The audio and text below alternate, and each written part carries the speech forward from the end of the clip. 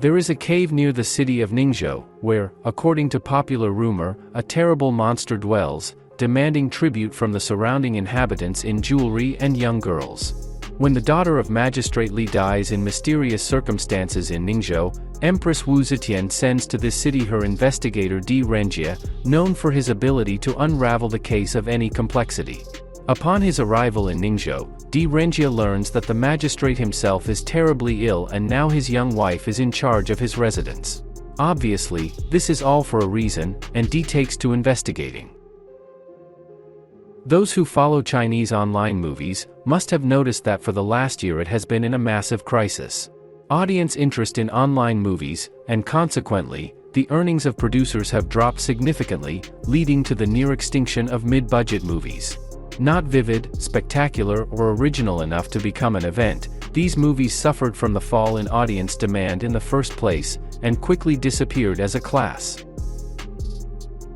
But in its place came yesterday's detractors, inexpensive films that in the recent past were even sometimes declined by online platforms, so as not to scare away viewers.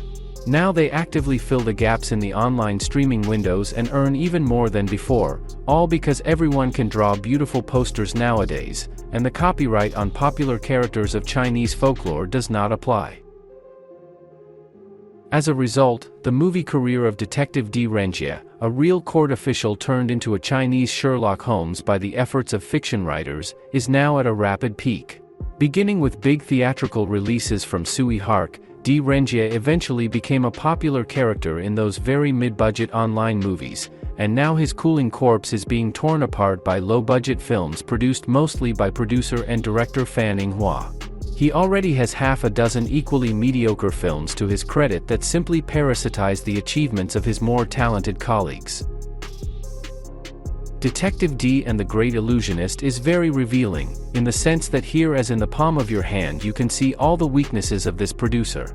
Confusing and at the same time predictable plot, the abundance of empty dialogues and unnecessary exposition scenes, schematic action, conventional special effects and weak cast, which includes talentless actors and silicone models.